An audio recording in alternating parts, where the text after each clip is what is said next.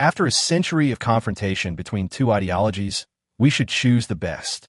The Chinese people have the opportunity to create just Taoism for Chinese people. What do I think is just Taoism for Chinese people? Let's tentatively call it this name.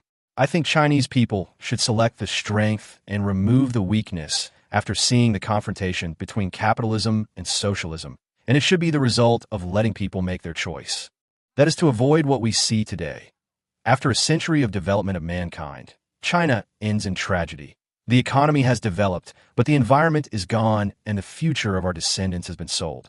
Now communist China seems economically strong, but the morality of Chinese people has fallen. It seems that people in China have stood up. We say we have stood up, but in our hearts, we have all knelt down. The result of this social disharmony may make mankind distinct. So what should we do? Where's the problem?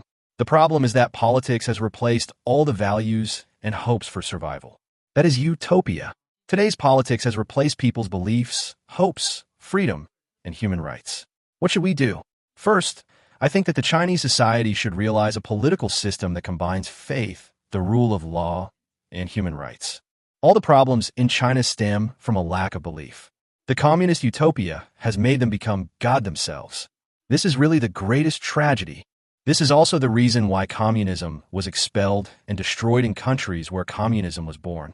Belief is the way human beings have faced life and death for thousands of years. The greatest fear in their lives is death and disease. This mindset with beliefs is the only hope. No matter how you understand the power of belief, to this day, this is the only way we can face life and death, solve pain, live happily and selflessly, and live differently from animals. That is because we have belief. So, our belief should be put first and, at the same time, solve China's fundamental problem. The biggest harm a CCP has brought is that people have no right to believe. Another question is whether the CCP is solely to blame for all the problems facing the Chinese people. Not all of them are. First of all, our society is multi-ethnic and geographically diverse. It has a large landmass. Moreover, we are facing various things left over from thousands of years of history. It is difficult for us to unify our thoughts together.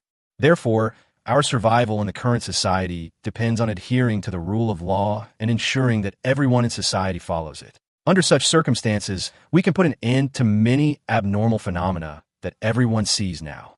Finally, let people fully enjoy civil rights, human rights, and freedom. Of course, these rights must be established under the protection of the rule of law. If China wants to realize just Taoism for Chinese people, we must first establish a Chinese social and political system that is based on belief, the rule of law, democracy, and freedom.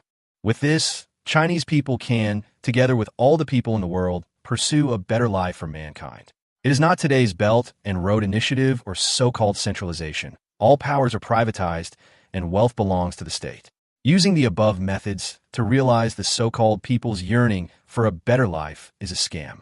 So, I told many people that only if China creates a new political system that combines the advantages of capitalism and socialism learned from the past, abandons the disadvantages, and grows from experience, it may be more suitable for China, and even the world can learn from it.